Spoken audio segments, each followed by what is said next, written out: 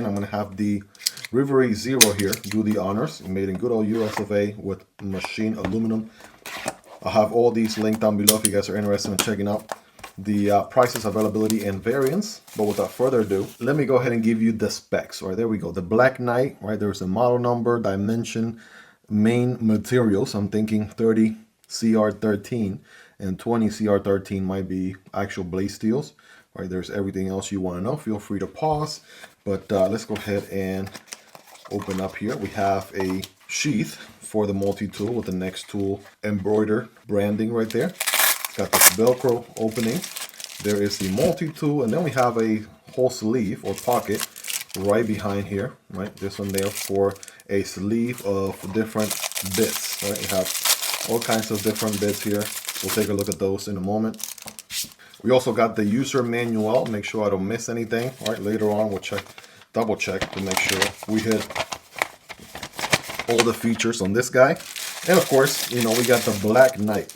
Now that's a pretty cool name if you think about it, right? So blacked out, Black Knight. That is very nice. I mean, definitely gives me Flagship Pro aesthetics. We'll do a size comparison here towards the end where we put this one and the Flagship Captain and a few other multi-tools together just to see how this one stacks up. But yeah, right off the bat, I'm digging the old blacked out aesthetics. We do have a pocket clip on this one, not as deep carry as you would want, I would think, right? Maybe like a deep pocket carry would be more desirable.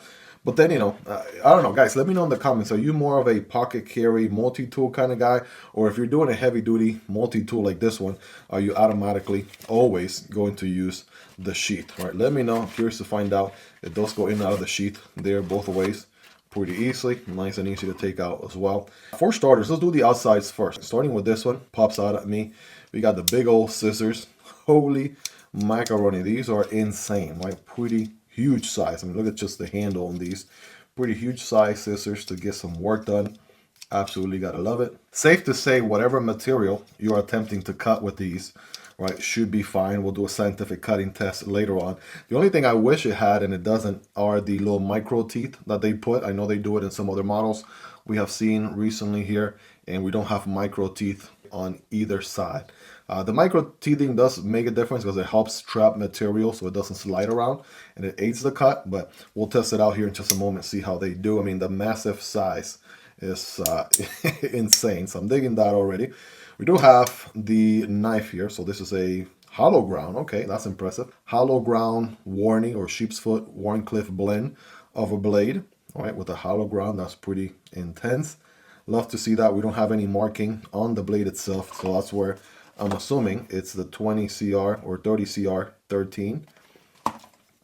And this one's going to be a liner lock, so you can access the liner here from the outside, push to the left, and close the knife. So for my friends over in the UK, right, this is a locking knife, and the lockup is quite a bit there. Quite the I want to say maybe 50% or so in the engagement. Very straightforward. Also a pretty lengthy cutting path. Right, should have no issues using it as a good knife, so it's not some wimpy blade that just happens to be an afterthought. That seems very intentional, and it has that hole there, so you can slow roll it. I mean, it's gonna be on washer, so you're not gonna be flicking it open anytime soon, but at least you can slow roll it with the one hand and also close it with the one hand. I like that. Opposite from that, we have a saw, and that's a very toothy saw if I ever saw one. Pun absolutely intended. Yeah, I laugh at my own jokes because I know they're pretty lame, so don't mind me. Please don't unsubscribe. Again, very toothy here with teeth alternating on each side. Pretty standard stuff, right? We got a tooth on the left, one on the right, one on the left, one on the right. Right, you get the idea. And yeah, very, very pokey teeth there for sure. Absolutely no problem there. I like how it, you know, it gets a little bit thinner here. I'm noticing. That's something to keep in mind. It's also a liner lock, so you will need to disengage this guy, be able to fold it back in. As far as the outside tools, then we have a good combo here. So this is a flathead. Joke's on me.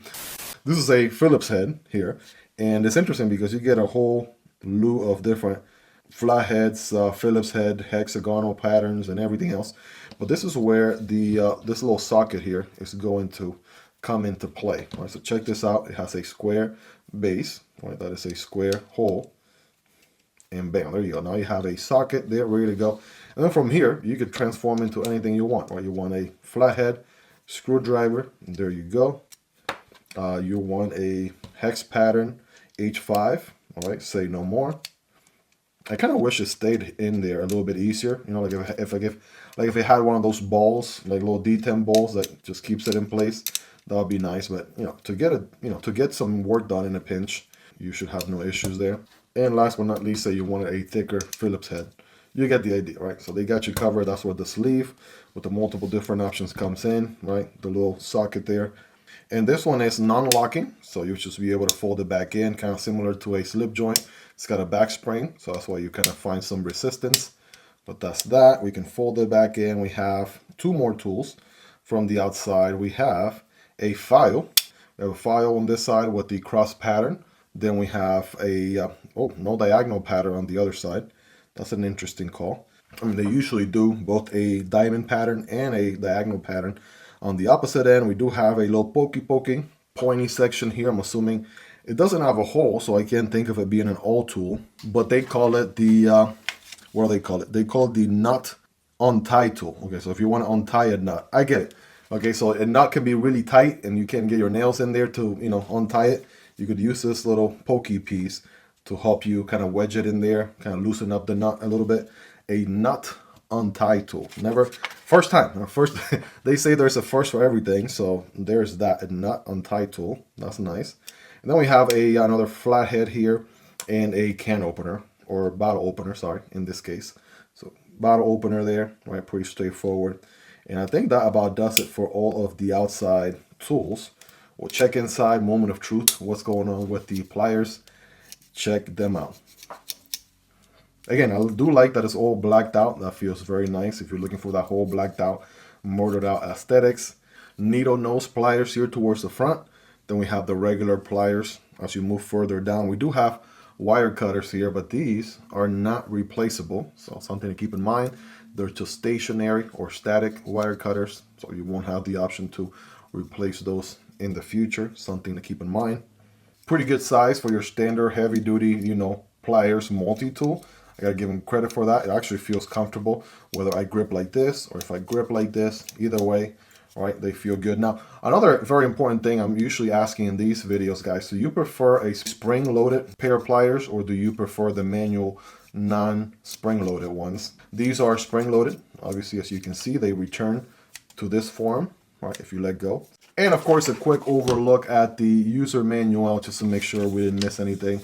Feel free to pause right there. Enjoy this 4K definition. I think we pretty much hit every single of the features there. And in case you're wondering, right, specific details on everything on the sleeve, right, there's everything right there. The screwdriver sleeve, right, all the Phillips head, flatheads, hex, right, different sizes and whatnot. And on the opposite side, it's just a quick overview of how to open the pliers and, you know, how the locking knife and liner lock works and everything else. That is the Black Knight from NexTool. Hope you guys really enjoyed this one. If you made it to the end, you're the real MVP. Hope you guys have a wonderful rest of your day. Take care, and I'll see you on the next one, either this one or this one. Peace.